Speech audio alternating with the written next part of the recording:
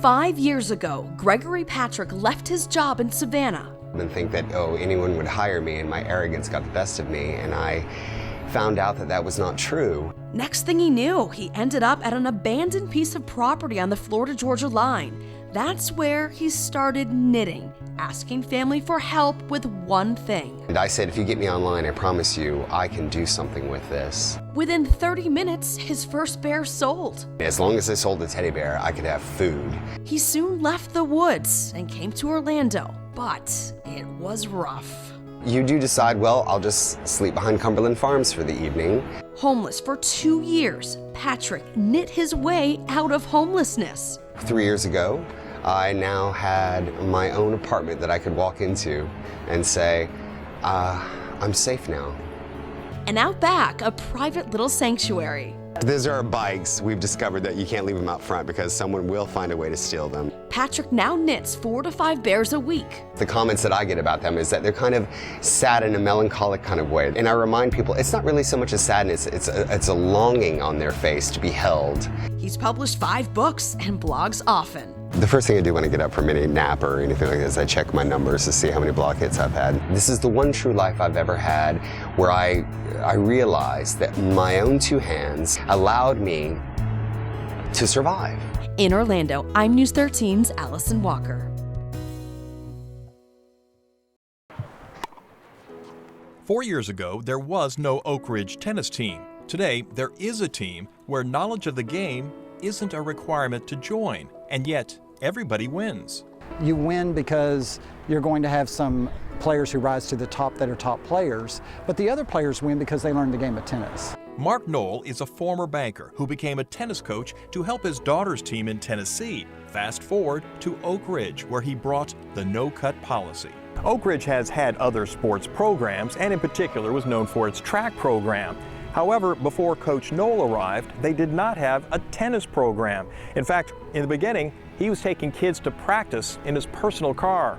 The hard work has paid off. Since arriving, his boys and girls teams have won a combined 5 district championships and a trip to the state tournament. But Coach sees more than trophies. The most important thing is, above the winning, is what are the kids learning and how are they bonding? Knoll was named to the United States Tennis Association's No-Cut Coach All-Star Team, an honor bestowed on just 13 high school coaches across the country. In his spare time, he's also the Oak Ridge Student Government Advisor, helping to develop leaders at the school. We raise money for the students here who are homeless, and we have students that really struggle. He works with many students, but calls them all one family. If we can get 30 kids connecting here, that's 30 more kids who have an opportunity at not just learning how to play tennis, but maybe an opportunity at life and experiencing what it's like to be on a team. Mark Knoll, everyday hero. For News 13, I'm Ed Hyland. According to Colonel Danny McKnight, on Sunday afternoon, October 3, 1993 in Mogadishu, Task Force Ranger was involved in America's most savage raid since the Vietnam War. Outnumbered 100 to 1, and he should know, he was there, and what happened was the basis for the movie Black Hawk Down. Stay with it! This is 6-1, I'm in. He is going down. I was physically on the ground in Mogadishu in October of '93 when that occurred. I was the commander for the Ranger Battalion element there, of about 235, 240 of my Rangers, and I part of a bigger task force that included Delta Force and the Special Ops Aviation. I know that if I hadn't have been with that force and been in that same kind of battle with others, the casualties would have been much more heavy than what we ended up having to deal with. War is controversial, no matter the side you choose. Danny McKnight has strong opinions on the events that took place that day. It was an event that will always define my military career. I know that, and I'm okay with that. I know many people look at it as a very bad thing, but we had a mission to do that day on October 3rd and 4th. We accomplished the mission that day, and people failed to remember that. Not one to mince words, Colonel McKnight feels that Americans understand what it means to go to war better now than they did 20 years ago, although he says people have forgotten World War II and Korea, which is a shame, adding that our education doesn't even teach it. A bigger shame, his words. But now as a motivational speaker, he makes sure to include the young. I spoke at East River High School over in Bithlo. I got to teach 5 ROTC classes to tell them this story. And it was enlightening to them.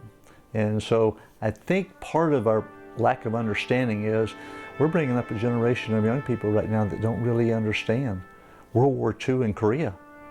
And, you know, Vietnam, all we hear about that is very bad stuff. And then there's his book, Streets of Mogadishu. Pulling no punches, he covers many topics, but one of the most important, he feels, is on leadership. I believe that leadership is something that we are failing at in all aspects of our country right now. I want to try and educate people on it.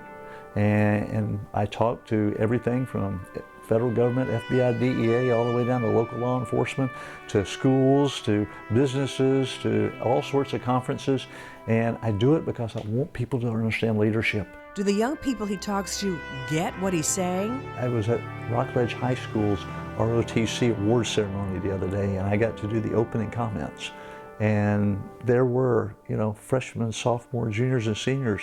I was well received. The word passionate hardly describes Danny McKnight. His love of country is hard to miss.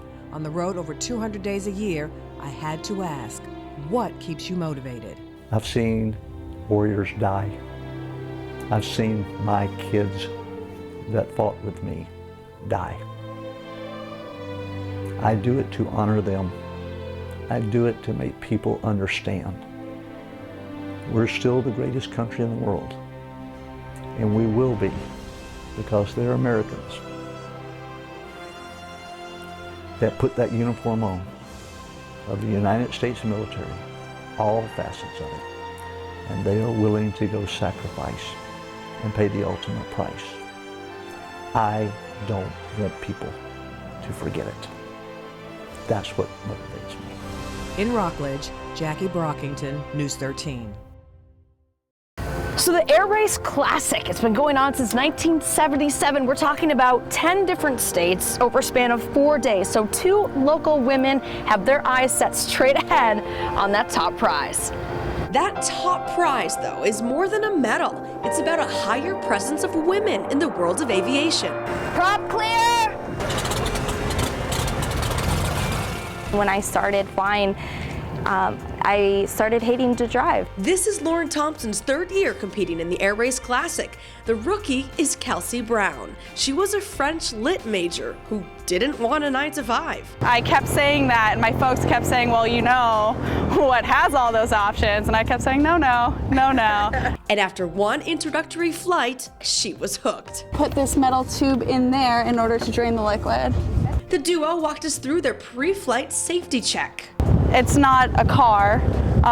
If you have a problem, you can't pull over on the side of the road and get assistance. So this is gonna boot up here. With advanced skills, not much can shake these ladies. What I'm most nervous about? Nerves of steel and feeling fortunate to have found their happy place ever since that very first solo flight. I remember everything being quiet, and then all of a sudden I hear this kind of singing, and then I realized I was the one singing, and it was this realization of, oh, you are actually doing this right now. And I just thought that was the coolest thing ever. In Sanford, I'm News 13's Allison Walker.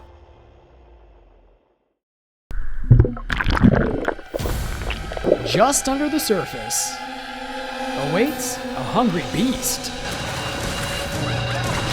You don't use like a pole or a hook for this. Rather, you use your hands. Down, down, down. Dave Bull from England encouraged his son to get close. Just do it. Yeah. Shh, don't swear, you're on the telly. Yes, well, yes you are. Just off the overseas highway in Isla Morada is a natural phenomenon of sorts. Well, it's the only way to feed them. You've got to do it and touch, if you're brave enough. For decades, tourists from around the world have visited the Florida Keys to feed tarpon by hand. No fish in here. No fish. You know, you don't go to the zoo and bag a lion, you know what I mean? Over the past 16 years, Mark Poets earned the title of Tarpon Tamer.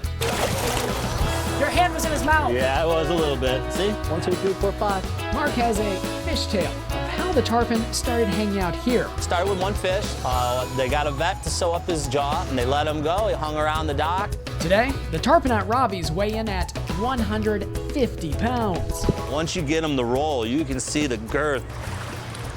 Giant, about this big, really big. Natalie Stamper, visiting from Wisconsin, used caution when feeding the tarpon. I feel like they would come up and bite me. The process can be intimidating.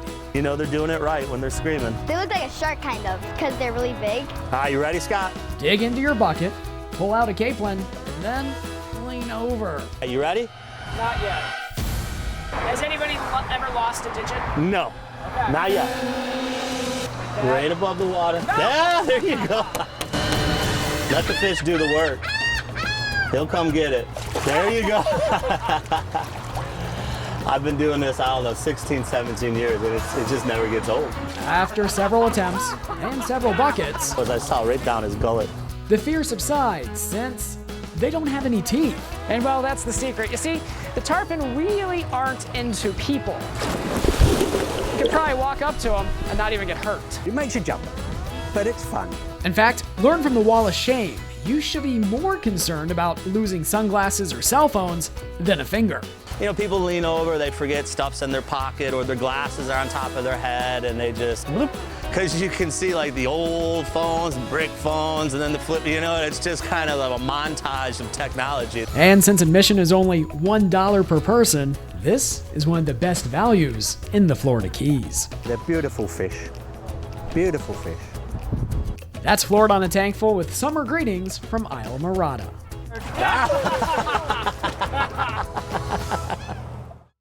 A home built, get this, 128 years ago is redefining modern Christmas decor. I can't even imagine how they could have done all this. We're there as first-time guests try and soak in the holiday transformation. Hopefully it inspires my wife to do a little more decorations. Somebody's on the couch tonight.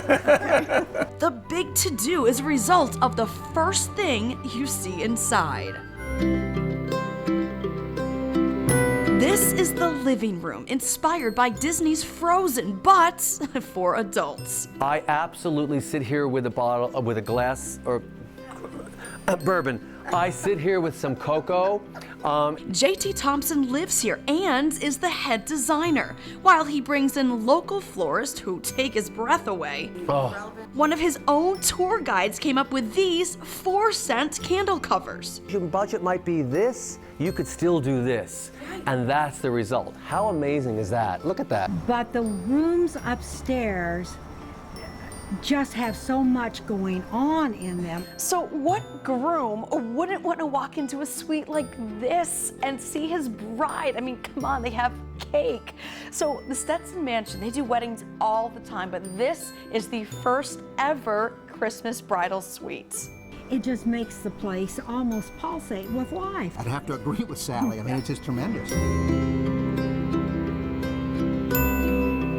In DeLand, I'm News 13's Allison Walker.